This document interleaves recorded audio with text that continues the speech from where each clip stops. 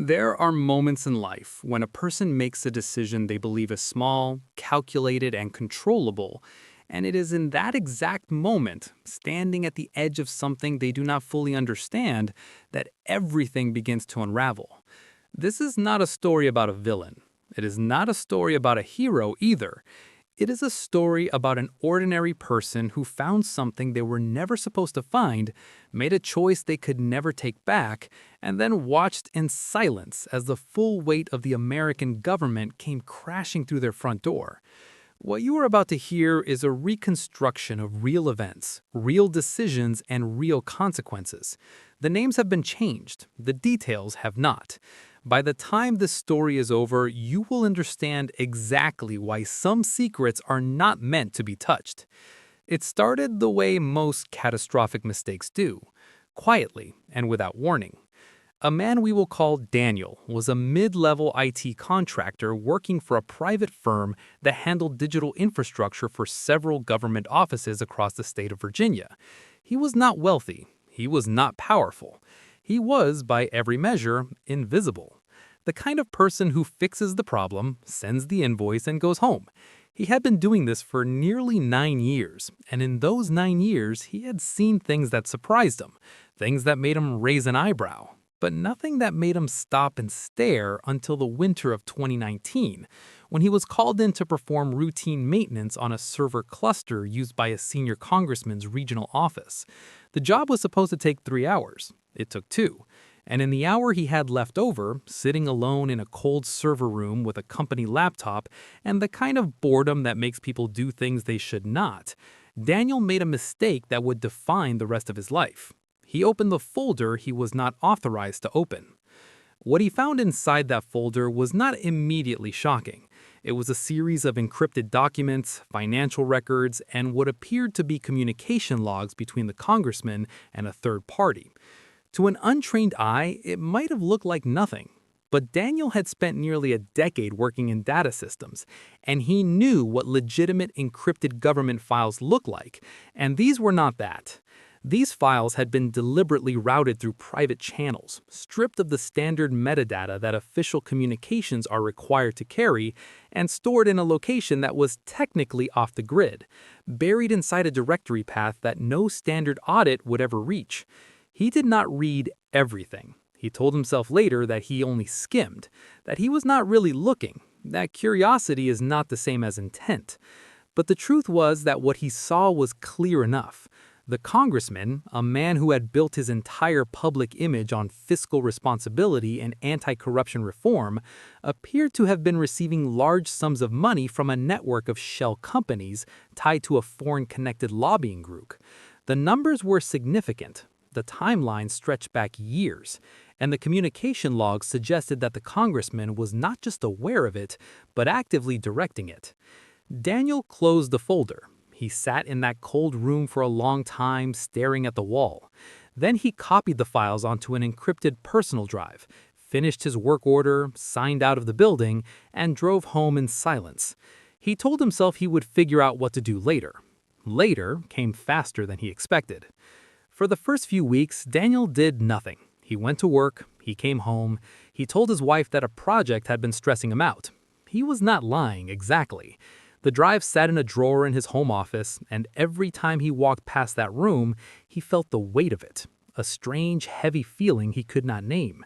He had not planned to use it for anything. At least that is what he told himself. But there is something about having power over someone, even secret, unconfirmed, untested power, that changes a person in ways they do not notice until it is too late. Daniel began reading about the congressman. He followed his press releases, his campaign events, his public statements about government accountability. He watched them give a speech about rooting out corruption in Washington and felt something shift inside him, something bitter and hot and dangerous. It was his wife who noticed the change first. She said he seemed different, distant, like he was carrying something heavy. She was right. He was. 3 months after finding the files, Daniel made his second mistake. He drafted a letter. Not an email, not a phone call.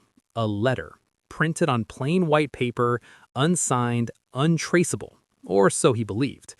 The letter was careful. It did not make explicit threats. It did not demand a specific amount. It simply stated that someone with access to sensitive information was watching, and that silence had a cost.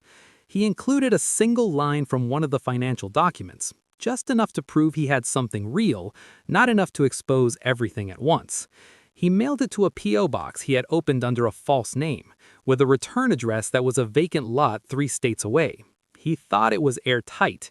He thought he had been smart. The congressman received the letter on a Tuesday. By Wednesday morning, it was in the hands of his chief of staff. By Thursday afternoon, it had been quietly transferred to the attention of federal investigators. Daniel did not know any of this. He was at work, fixing a routing issue for a small county office, drinking bad coffee, and thinking about what he would do with the money when it came. It did not come. What came instead was silence, which is one of the most dangerous things the government can send you, because silence means they are not responding, and not responding means they are working. Federal investigators, particularly those who operate at the intersection of political protection and financial crime, do not announce themselves. They build a case like a spider builds a web, strand by strand, patient and invisible, until the moment the prey moves and the whole structure snaps tight. Daniel was about to move, and he had no idea the web was already around him. 6 weeks after the letter was sent, Daniel drafted a second letter. This time, the language was sharper. He included more detail. He named a specific dollar amount. It was not enormous, $250,000, but it was specific enough to be credible and large enough to be criminal. He used the same P.O. box. He used the same method. He thought the silence from the first letter meant the congressman was scared, that he was weighing his options, that the pressure was working. He was wrong. The silence meant they had already traced the P.O. box. The silence meant his postal route had been cross-referenced with the delivery timestamp. The silence meant that a federal task force had already begun pulling his digital footprint, his contractor access logs, his building sign-in records, and the server maintenance report from the day he first accessed those files. By the time the second letter arrived at the congressman's office, investigators already had a working profile of who had sent it. They did not have his name yet, but they had his shape, the shape of his access, the shape of the 1 hour he had left over in a cold server room in Virginia in the winter of 2019. When they found him took 4 more weeks. Daniel was home on a Saturday morning when it happened. His wife had taken their daughter to a birthday party. The house was quiet. He was making coffee when he heard the knock at the door. Not aggressive, not rushed, just firm and deliberate and absolutely certain of itself. He opened the door and there were 2 men standing on his porch. They were dressed in plain clothes, dark jackets, no visible badges. But there was something about the way they stood, a particular stillness, a controlled weight in their posture that made Daniel's stomach drop before either of them said a single word. One of them held up a credential. The other one said his full name, first, middle, and last, the way people only say your name when they already know everything about you. They were not local police. They were not FBI in the traditional sense. They were agents working under the protective detail framework connected to federal congressional security, a division that operates quietly and moves quickly when a sitting member of Congress is threatened or extorted. They were, in every meaningful sense, the last people on Earth Daniel had ever wanted to see at his door. They did not arrest him immediately. That was the part that confused him, and the confusion itself was part of the process. They asked if they could come inside. He let them in. He didn't know he didn't have to. They sat at his kitchen table, and one of them placed a folder in front of him. And inside that folder were photographs of him, taken outside the post office where the P.O. box was registered. Photographs that had been collected over the past few weeks without his knowledge. There was a printed copy of both letters. There were access logs from the server room, time-stamped and annotated. There was a chain of evidence so clean and so complete that for a moment, Daniel could not speak. He just sat there, looking at the proof of his own undoing, laid out in neat government order on his kitchen table. They explained to him, in calm and measured language, what he was facing: extortion of a federal official, unauthorized access to protected government computer systems, and conspiracy to commit wire fraud. Each charge carried years.